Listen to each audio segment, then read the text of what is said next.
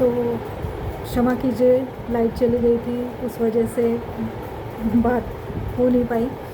और हम बात कर रहे थे क्लीनिंग की, डिक्लटर की। जैसे कि जैसे हम कहते हैं कि हमारे जो रूम होती है जहाँ पे हम रहते हैं, ज़्यादातर समय जब हम ऑफिस के बाद अगर कहीं स्पेंड करते हैं, कहीं जहाँ बिताते हैं, तो वो जगह सच में क्लीन होनी चाहिए। धूल मिट्टी हर चीज़ से परे होनी चाहिए।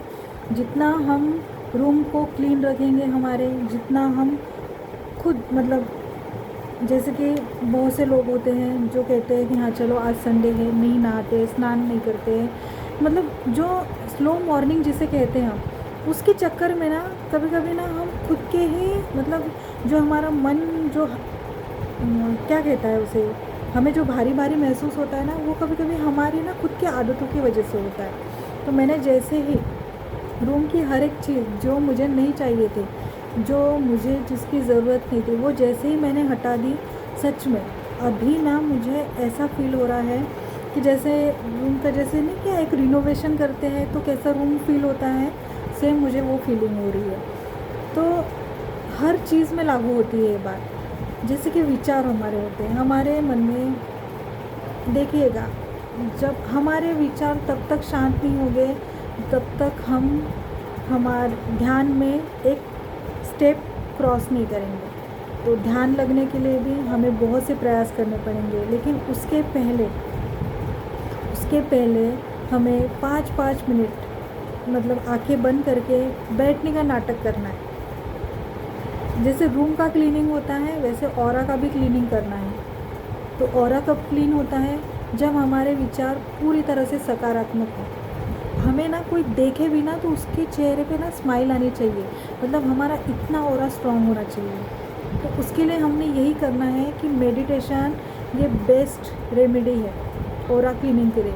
जैसे रूम के लिए हम झाड़ू पोछा करते हैं, वैसे ही खुद की क्लीनिंग करने के लिए, खुद के विचारों की क्लीनिंग करने के लिए हमें मेडिटेशन का सहारा लेना पड़ेगा। मेडिटेशन जब आप करोगे ना, आपको ना एक अंदर से एक भूख लगेगी, वो खाने की नहीं होगी, वो भोजन के लिए नहीं होगी, वो ना ऐसे लगेगा कि कब समय मिलेगा, कब मैं एकांत में बैठूं, कब मैं ध्यान करूं। क्योंकि ध्यान का स्वाद बहुत, और जो खुद करेगा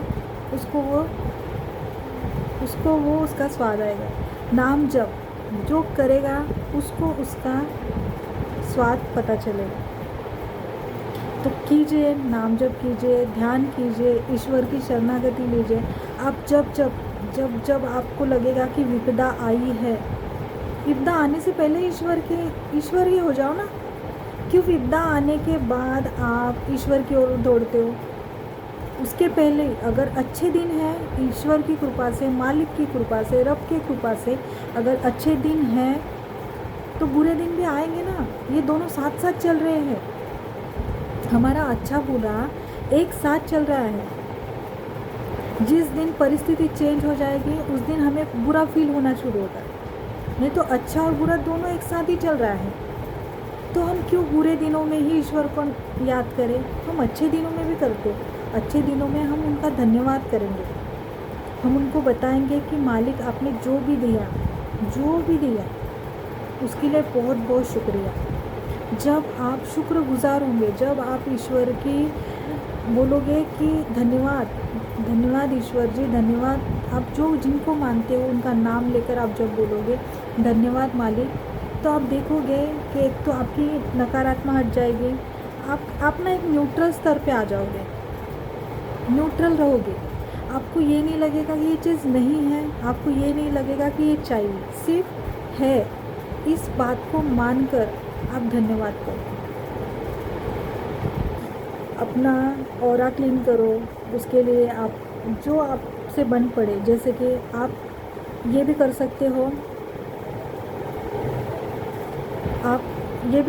हो कि आप रोज़ सुबह शाम आधा घंटा, ज़्यादा नहीं, आप जैसे नाम जाप के लिए समय निकाल रहे हो ना, आप वैसे मेडिटेशन के लिए भी समय निकालें। मेडिटेशन से आप खुद देखोगे कि आपका मन शांत हो रहा है, स्थिर हो रहा है।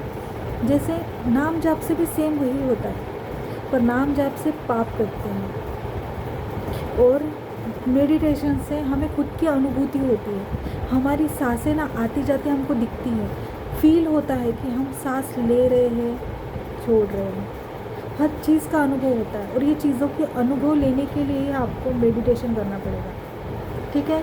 तो जैसे शुरुआत की थी डिक्लटर से, रूम के क्लीननेस से, अपने आजू बाजू की हर चीज़ ना स्वच्छ रखो, क्लीन रखो, एकदम प्योर रखो।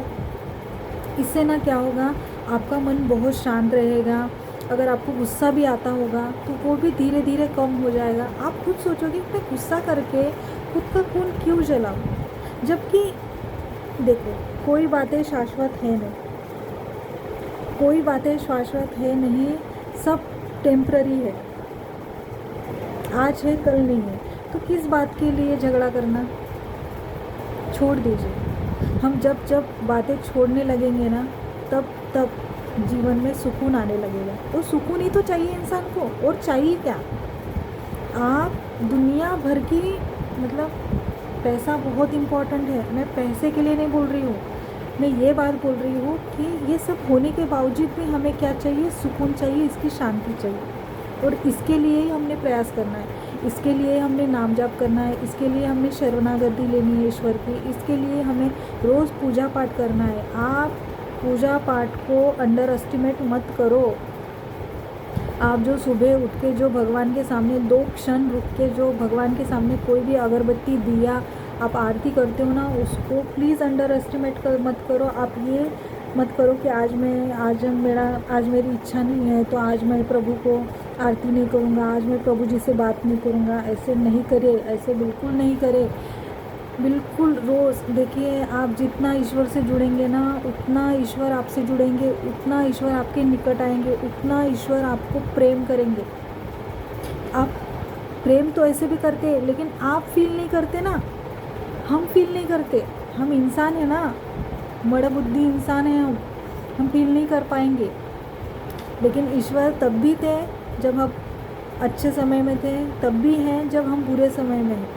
तो ईश्वर को हमेशा अपने साथ रखिए, कुछ भी जीवन में कुछ भी करें। अगर आपके सामने थाली आई है, खाने की थाली आई है, तो सबसे पहले ईश्वर को बोलिए आइए प्रभु पा लीजिए, शिवार्पणमस्तु। आप जिसको मानते हो, जिससे प्रेम करते हो, उसके लिए समर्पण करो। हर चीज़, अगर कुछ ले रहे हो, शिवार्पणमस्तु। हर चीज़ में अच्छी बुरी जो है, देखिए आप जब अच्छी चीज़ों में भगवान को इनवाइट करोगे ना, तो जब आपके जीवन में बुरी दशा आएगी तब भगवान खुद आ जाएंगे, हमें बुलाने की भी ज़रूरत नहीं। क्योंकि वो देखते हैं कि जब अच्छा है, अच्छा खा रहा है, पी रहा है, ओढ़ रहा है, खेल रहा है, कूद रहा है, फिर भी नाम ले रहा है, तो अगर बुरा समय आ रहा है और कुछ मुँह से हम बोल नहीं रहे, तो ईश्वर अपने आप चमत्कार करते हैं। और हम इंसानों को पता नहीं चमत्कार क्यों चाहिए चमत्कार, जो है उसमें हम खुश क्यों नहीं हैं। सोचना चाहिए, हर एक ने सोचना चाहिए, ठीक है। तो आज का बताने का तात्पर्य यही है कि अपने आजू बाजू का जो भी कूड़ा कचरा है वो खुद से साफ करो, क्योंकि बीमार आप हो, गोली आपको लेनी पड़ेगी। पड़ोसी खाएगा तो उसका परिणाम आप पर नहीं होगा, ठीक है। तो खुद का काम खुद कीजिए, इससे ये होगा कि एक डिसिप्लिन आ जाएगा। दूसरी बात, विचारों पर ध्यान रखिए। अगर एक विचार गलत आ रहा है तो सोचिए, इससे उसका विपरीत सोचिए, अच्छा सोचिए। रोज़ ईश्वर का नाम लीजिए, ईश्वर से प्रेम कीजिए, आप खुद पाएंगे कि आप बदल रहे हैं, ठीक है। धन्यवाद, बहुत बहुत धन्यवाद।